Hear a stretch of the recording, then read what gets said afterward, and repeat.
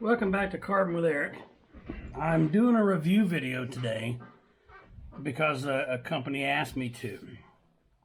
A guy by the name of Dennis got a hold of me through email and asked if I would look at their beginner project kit and give them a review. I said I'd do that. I got it. It arrived from Las Vegas a few days ago, and I opened it up. And this is a neat little box you get it in. So I looked at the box and I realized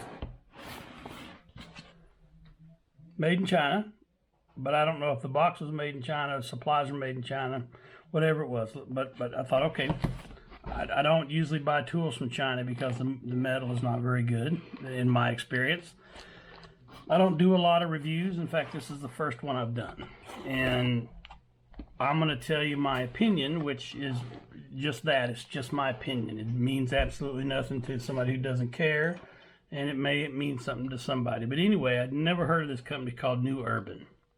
But it's an Amazon global store, and I know they are located, I think, in Ukraine, because this looks like the Beavercraft stuff that you get from Beavercraft. And a nice little company in Ukraine that makes some pretty good tools. Anyway, I want to just go through what's in the box, and then we'll follow the instructions of what they want us to do.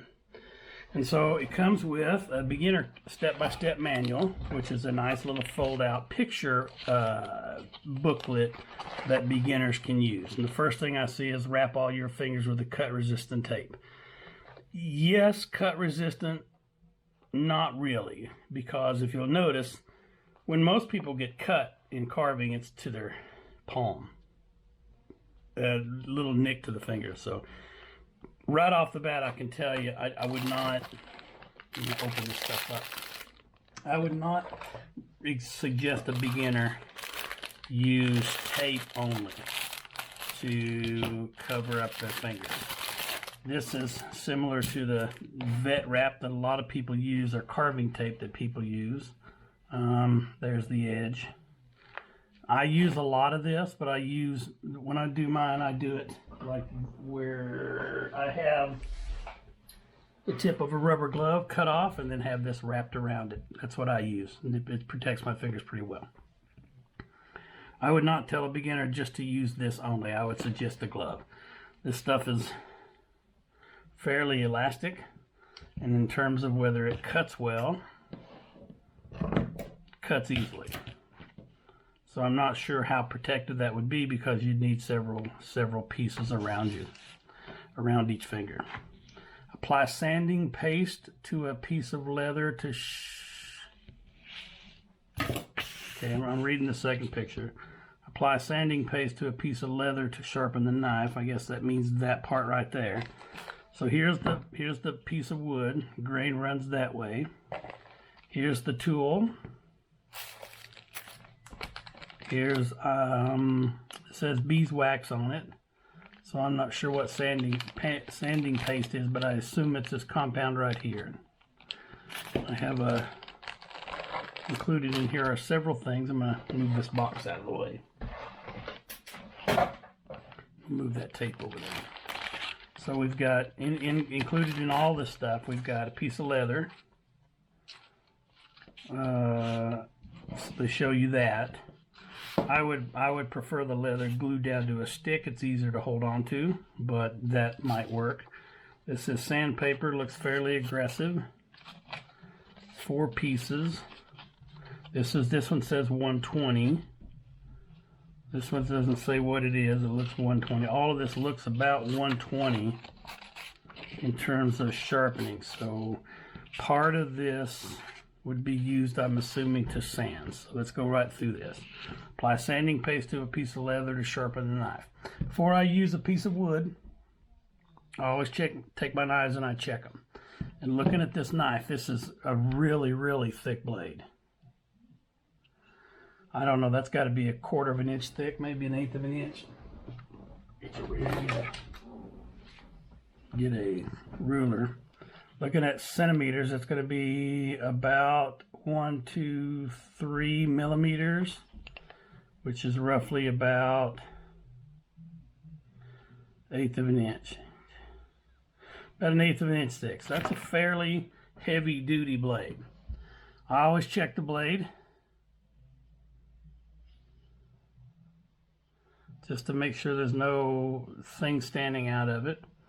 And then I'm going to try this blade just to see if it's any good before I do anything with it. Here's a piece of wood I have laying around, and I'm going to try the back of it. Seems like it cuts pretty well. It's got a nice cut through it. I'll try the middle of the blade. It's hard to get through, and you see all the scrunchies that it's got right there. And I'm going to use the front of the blade. And so this thing would need quite a bit of work to get it shaped up to being able to carve with, especially with a beginner. So I don't normally sharpen my tools by hand, but I'm going to do what they want us to do. So one Band-Aid, a little bit of compound here. Let me figure out how to get this compound open.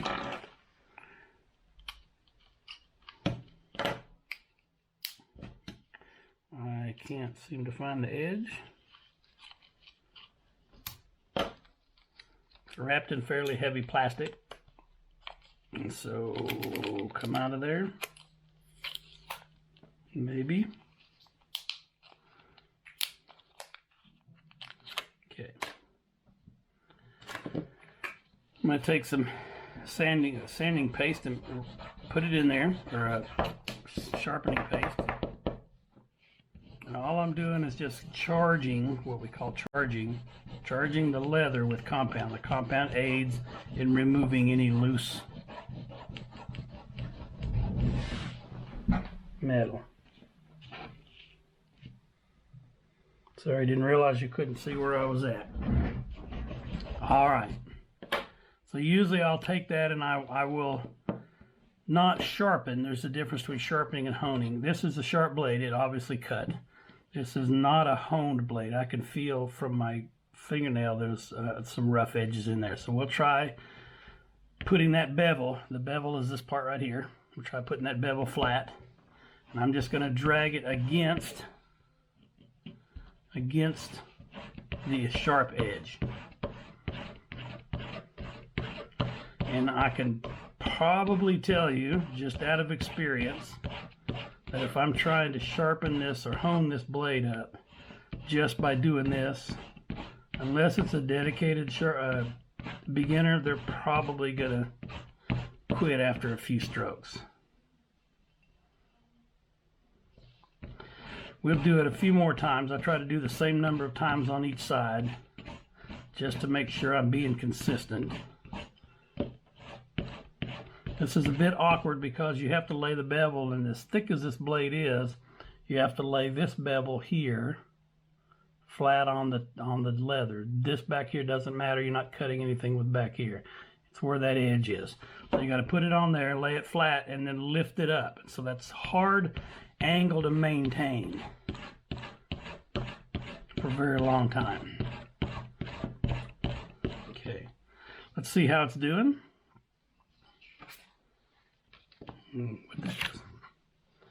Where the middle is where we have problems, and it's still, and you see that right there. I'm going to grab another knife, just a bench knife I have laying here, and we'll smooth it out. We want to make that wood smooth as we can. And so now if I take that blade again on that knife, on that wood, the back, not too bad, but it's got marks in it. And so this, you can see that whoever gets this kit is going to need to do a lot of playing around with this tool. Up at the top, see how I get a good clean cut at the top? But even so, it still has another scritch mark in there. So this is going to need some work, which I guess I could do it. Let me read the rest of the instructions to see what that says. It says apply sanding paste to a piece of leather to sharpen the knife. We did that. Strop one side of the blade towards yourself 20 or 30 times. Did that. Strop it the other side 20, 30 times. Did that. To clean the blade with a dry cloth afterwards, I'll use my own cloth. Here we go. We'll clean it off.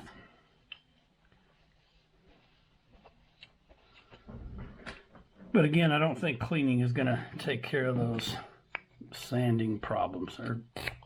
Let's try another piece of the wood. Still doing it. So I'm going to have to do some work on this. I'm going to lay that aside. With a regular pencil, draw the middle of the rhino. I always do that on my carvings. Whatever I'm doing, I want to draw a center line. So let's grab a pencil. Grab a pencil. I'm gonna do my center line. Let's go through these instructions first, and then I want to show you what I would do if I were someone that was trying to carve this piece of wood and using these tools.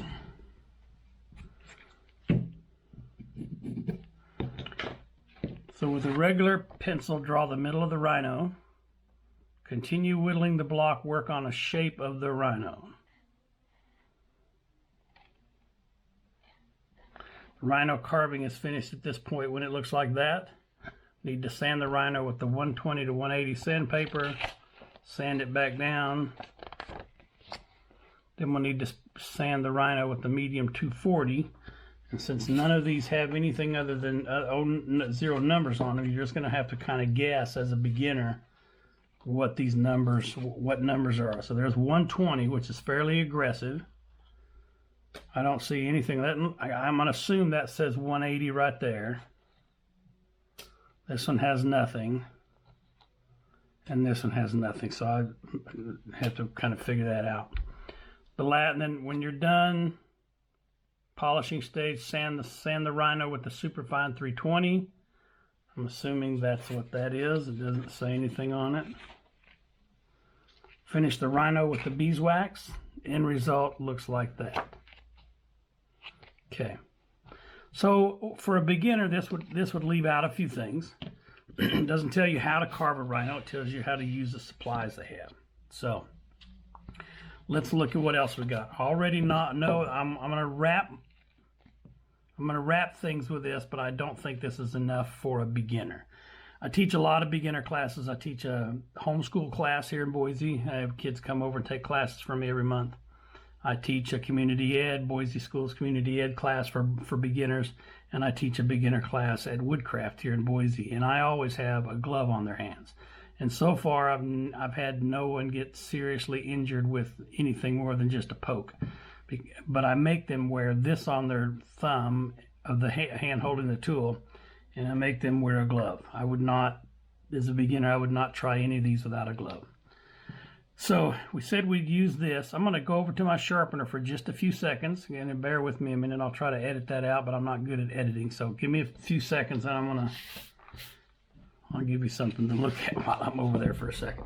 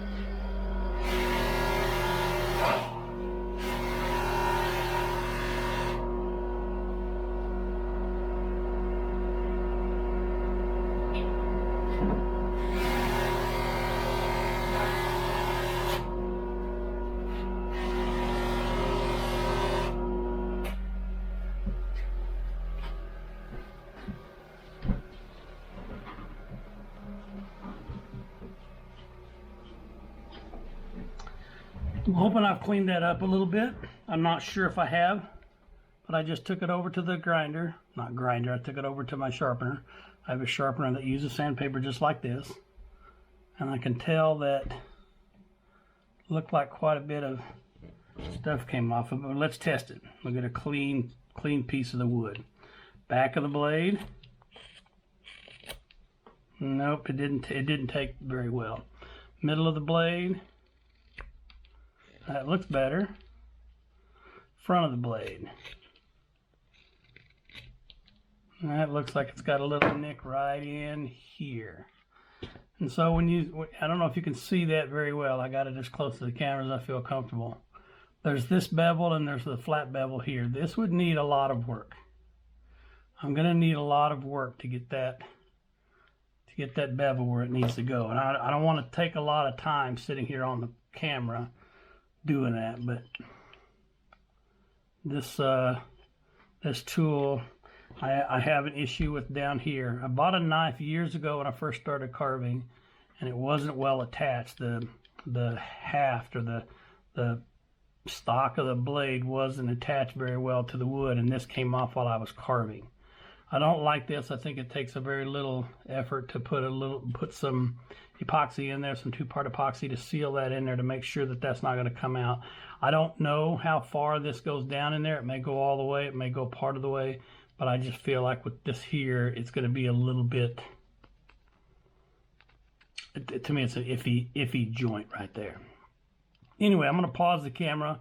I'll come back to it. We'll start the video again when I get back. But I want to make sure, before we start anything else, I want to make sure this wood is working for me. This tool is working for me. So I'll see you in the next section.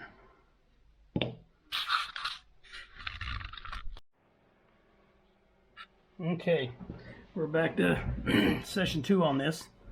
Make sure I'm still in the camera here. Right up there. Okay. I think I'm getting it, but let me show you.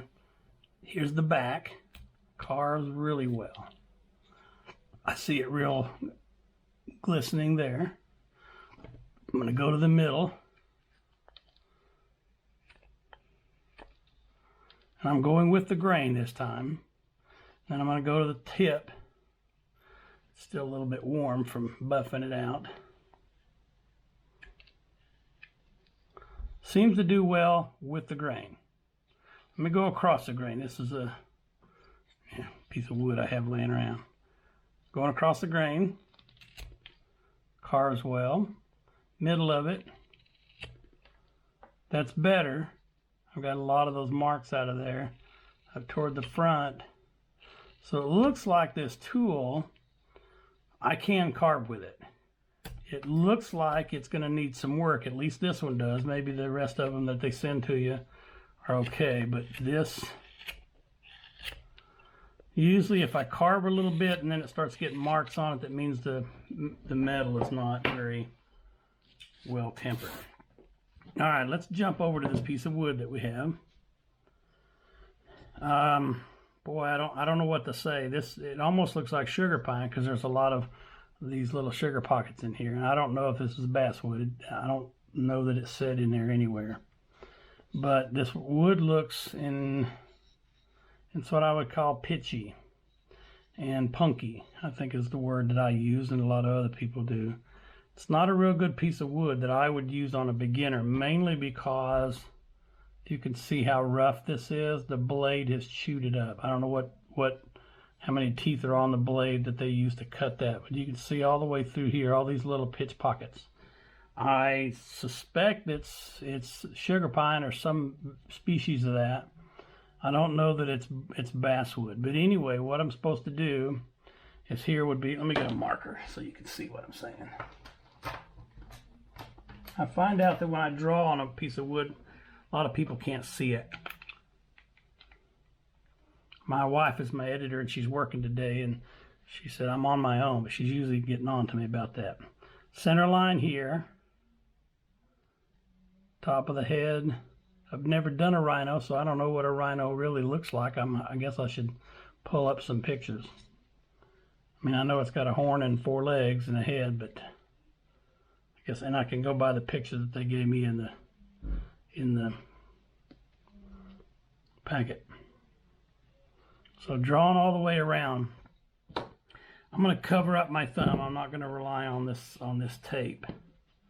I know I should, for a review, I should use everything in the packet, but I'm not going to use this on the hand holding the wood. I'd use it on this hand, but I'm going to put my glove on for that hand, just because I'd be really embarrassed if I'm doing a review and I cut myself. I've nicked myself enough that I really don't enjoy it, and so I'm not going to. So when I carve, for those of you that are beginners watching this, when I carve, I go with the grain as much as I can. When I go against the grain, there's problems. But when I go against the grain, if I were, for instance, if I was carving this way, and I start carving in, there's nothing to support this wood up here, so it's going to want to have a tendency to break off like that. Okay, so if I reverse it, beginners, I reverse it and I'm coming down, I'm pushing this wood against these others. See that difference? So you're going to want to make sure you know which way the grain is going. So all I'm doing right now is just trying to round that. I want to round everything to this center line. And this wood is soft enough, it's softwood, that I can cut fairly well with this knife. I know we had issues with the beginning of the knife. Maybe we've worked those out. All I'm going to do is use this knife as much as I can. I'm going to show you something. I sharpen that knife up really well. See these marks right here? They're coming back. I'm going to assume that's because this blade wasn't tempered well enough. I don't know. Being made in China, I don't know. I've used a few Chinese knives and tools. I don't use them very much. And it's for that reason, primarily. When I carve, I want to know that the tools I'm using are of the quality that I can afford and that I can find in my area. And a lot of times what you find that you can afford as a beginner is sometimes the ones that are not the best tools. So anyway, I'm just working around the wood to try to round it because I want that rounded body. Going to be something I work with. Let me choke up on this knife and see what it does. Boy, that cuts pretty well out there at the end, but look at there. It still has a lot of these places where it's leaving a track mark because the blade, when we started with it, when I sharpened it up, it was doing okay. Now I'm seeing, not sure if you can see the gleam off of there. That's the back of the knife I cut that with. I'm going to cut the middle and I'm going to cut the front of it. There I go. That's the kind of stuff I'm talking about. For a beginner, when you're constantly having to stop and sharpen your blade, look at there. They're going to quit. And the worst thing you can do is hand them a tool that they've got to spend more time sharpening than they do carving. I don't like it. I want to get in, get after, and get it done. I'm a professional wood carver. I do this for a living. I work as well. I have another job. But I want to get in here, and I want to use that, and I want to get where I need to go. And if I have to constantly stop and strop, especially if this is the only thing I have, and the sandpaper, then it's going to take a long time. Anytime you do something by hand, it's takes a little bit longer. And so use it, whether you use the 120, 180, 320 grit sandpaper, it's really hard to get into a rhythm when you have to stop and strop your knife all the time. And so I'm constantly having to, stay in this grain. Constantly having to go back to my sharpening system, whatever that is I may have, and trying to get to that. So it looks like it's got two horns here, so we could narrow down those two horns, and then I don't know about a tail on a rhino. I don't carve very many animals, but Anyway. So again, this is my opinion. It means nothing to anybody who doesn't know me or doesn't want to listen to me. But this is my opinion only. I'm not trying to run down people's stuff. I'm not a very critical person. I can always find something good when a carver shows me how am I doing. I can always find something good to praise them about or whatever they're making. So I'm not a very critical person in terms of trying to insult somebody. I'll tell you the truth, which is my version of the truth. It doesn't mean it's your version. It means it's mine. So when I'm working with that, I don't want anybody to walk away saying I don't want to hang around with that guy because he doesn't make me feel good. I want you to understand what I'm doing. I'm trying to help anybody who asks. And if you don't want the truth, I'll just tell you, don't ask me. But I can always sugarcoat the truth. I can always give you positive parts to work with when I'm doing that. And so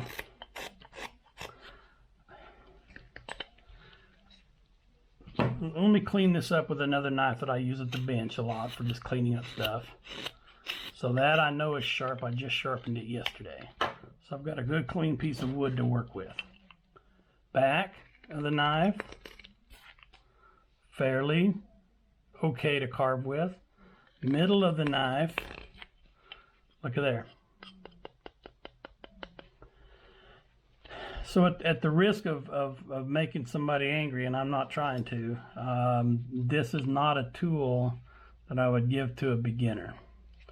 Once you start carving, especially when you get into carving something that you got to have the right shape for people know, it can be very frustrating for a beginner. I've seen a lot of beginners come in and they got bad tools.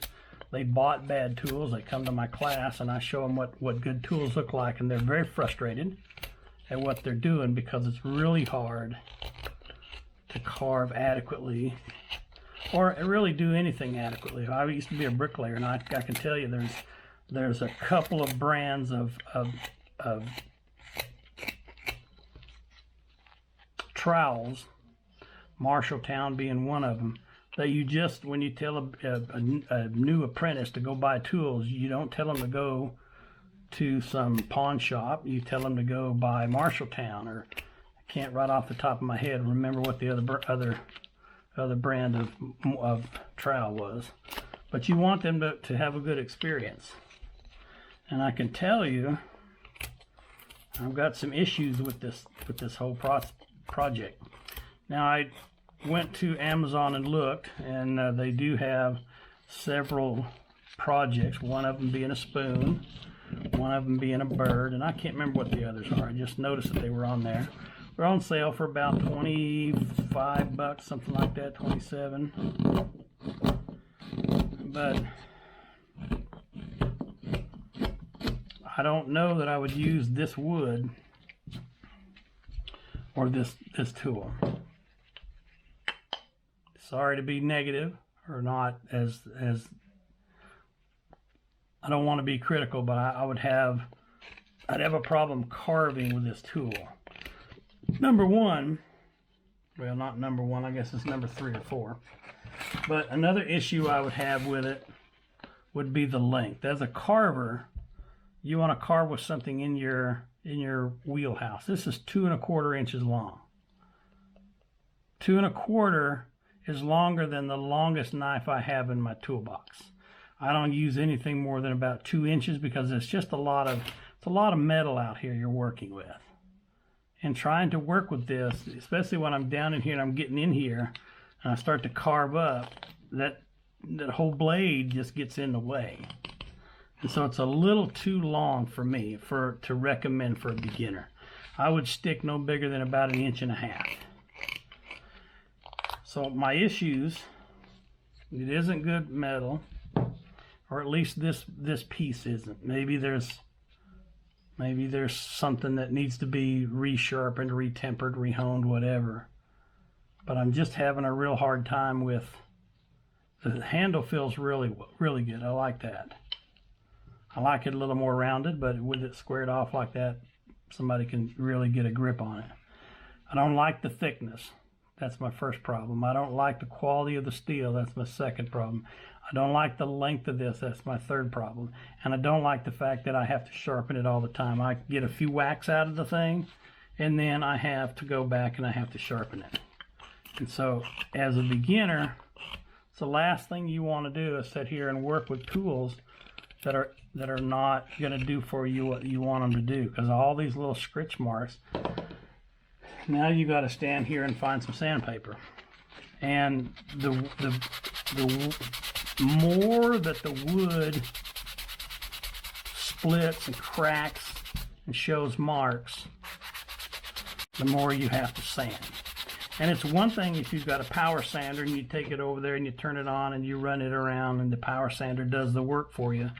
This is very labor intensive. And so if I'm sitting here with a beginner, it isn't going to take them very long, no matter how much of this wood they have carved off. It's not going to take them very long before they're very arm weary. Now I can tell you, for whatever reason that a person is carving, it might be for a gift, it might be for themselves, it might be to sell. I don't know. I don't know what's in that person's thought process. But if I was using that knife, number one, I'm going to get tired of having to sharpen. So a project that should take me, 2 or 3 hours as a gift for somebody, it's a lot of work to get there. This piece of wood will do well when you sand it. That's very smooth. I haven't sanded all the marks off of it. But I would not give them this piece of wood. I realize people carve anything, and I've known people that carve in cherry, hardwood, maple, black walnut, tupelo, pine, you name it. You can carve just about any wood you want.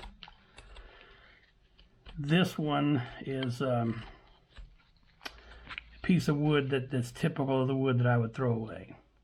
For me as a carver, I don't want to spend a lot of time on bad wood. I usually get rid of it, or I use it for something else.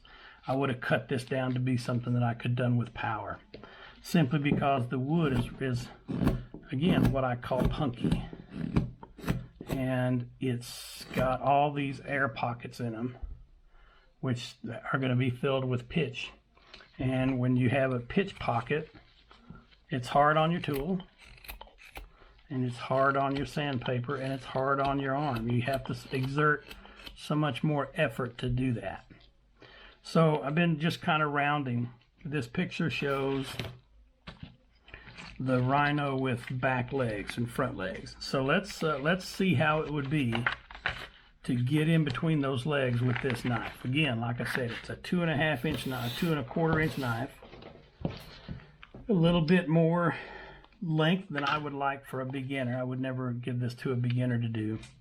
But if I were carving in here, for a beginner, there's not a whole lot of instructions in here. I'd love to see the instructions show the 3 or 4 basic cuts that we use. But if I'm trying to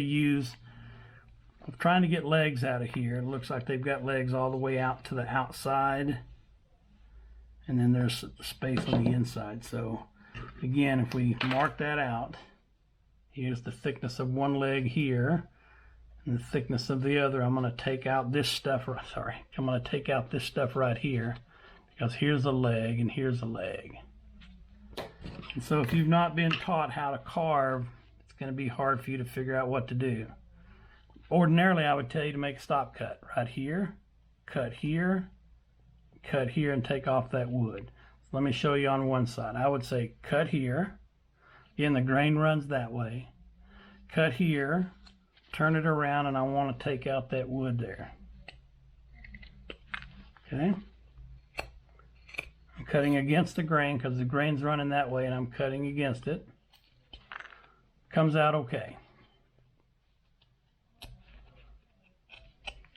If you're not a experienced carver, there's a lot of ways you can get down in there, but you want to get those legs all the way up against that body. So another one right here.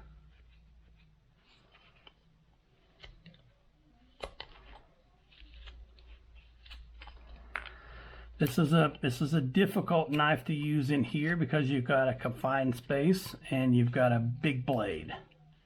And so if you'll notice, I'm using the part of the blade that I'm using primarily for this project is between about here and about here. So I'm not getting back here very much because that leaves all this hanging out above the blade, above the carving area. And I'm not carving way down here because to do that, I have to choke up. To use that part up there, look how much of my finger is over the blade. That's a no-no, especially if you're a beginner. And so I'm having to be way back here, and I'm having to be up here. Now, if you're not like me, I lost a part of my middle finger and part of my thumb in a table saw accident many years ago, and so I don't have the luxury of using my thumb to push with because it doesn't bend.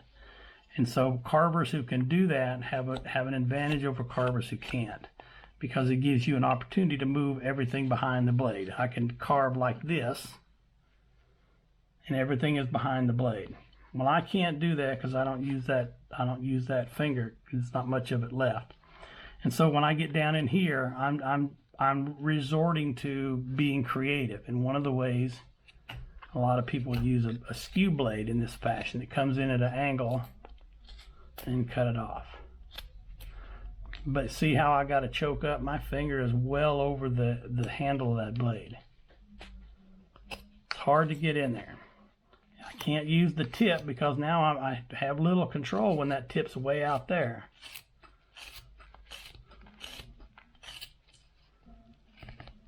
So my apologies, my respects to those who are out there trying to make a good product, and I think they're on the right track in having kits that new beginners would use in terms of the tool and the sundry supplies that go with it. But I have the utmost faith that this will work for somebody, but it would not be something I would recommend for a beginner group. There is, to me, too many issues with this piece of wood.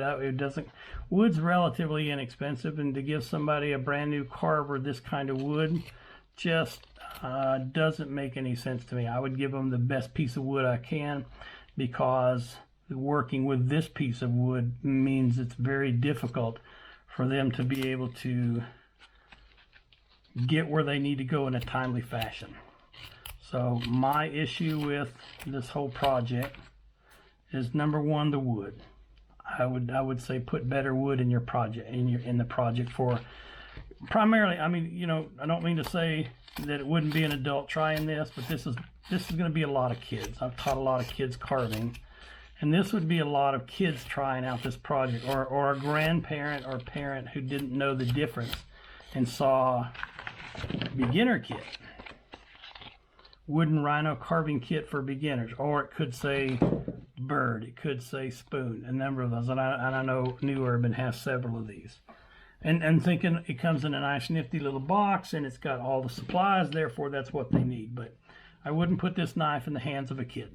It's too long, it's too thick, and it's too hard to sharpen. They're going to spend a lot of time sharpening, and if they don't know that much about sharpening, then it's going to be hard for them to know what they need to do.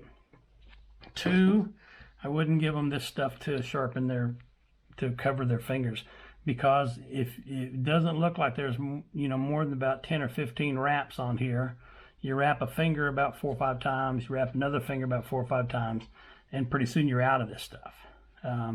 I would suggest some kind of protective glove, and they make gloves that run $3 and all the way up to $130 for stainless steel gloves. But I would not expect this to be the first line of defense beyond common sense for the beginner. This is not enough to protect them. It'll slow it down, and it may keep them from having to have stitches, but it's not very safe. I'm not gonna, this is a good thing, piece of leather, people use leather, whether you're using the suede side or the smooth side, it does the same thing, because what you're doing is you're putting the compound, which is aiding removal of the metal bits of a knife. Whenever you carve, especially with blades like this that are very thin at the edge, regardless of how much they're tempered, that's a very, very, very microscopically thin edge. With atoms that are not fully supported, if you know anything about how metal is made, it's made in layers, and every one of those atoms are protected by the layer above, the layer below, the layers to the side. When you get out here to the edge, there's one or more sides of the atoms that are not connected in the number of ways that it would be deep inside the heart of this blade. And so when you carve, regardless of what kind of wood you're carving, it's going to break off some of these pieces. They break off, and they're still magnetically attracted to their other brothers and sisters around them, and so they don't just completely disappear and go away on this piece of wood. They get folded in between those layers, and those layers, the more metal that is shoved in there, the more it separates out. Your job as a carver then is to hone this with some compound, and the compound aids in removal of those layers of metal in between there. And when you strop your knife, what you're going to see is a wire edge on this side, and then you flip it over and you strop this side, and it moves this wire edge back and forth and back and forth. And the more times you do it, the more of this wire edge loose metal atoms end up in the piece of leather that you have. The compound helps to make that happen. So your responsibility is to strop on an irregular basis every 15 or 20 minutes is the recommendation on a carving knife. The more you use it, the more you need to do that. And so this is a good idea right here. So is the compound. I've never used beeswax for any of my carvings, so I can't speak of the efficacy of this. I don't know whether it works. It looks like it works on there. If you go to Amazon and look up this particular project, it shows a short video of about a minute of this doing that. And I think that's a great idea for them to put that out there to show you. It doesn't have any talking, but it shows them doing it. I assume this is the applicator for that. This is the 320 sandpaper, and as you saw, it does sand really well. So this is a good lesson in sanding, if nothing else. But I have not a lot of faith in a carver doing one of these wanting to do a whole lot more. When I used basswood for this project, it would be a whole lot better for the beginner to do that. Let me pull a knife out of here, and I don't want to give away any.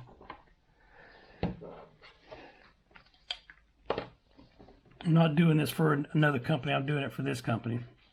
I use this knife right here, which I know is sharp. You don't see any scratch marks in there. And so that metal that's used for that is not the best metal. And in fact, I just noticed a scratch mark on this one, so I might have to sharpen that. But what I would do was find a way to keep those out. So anytime I carve, I want to carve as smooth as I can. So if you notice on those cuts right there, there are no scratch marks on there.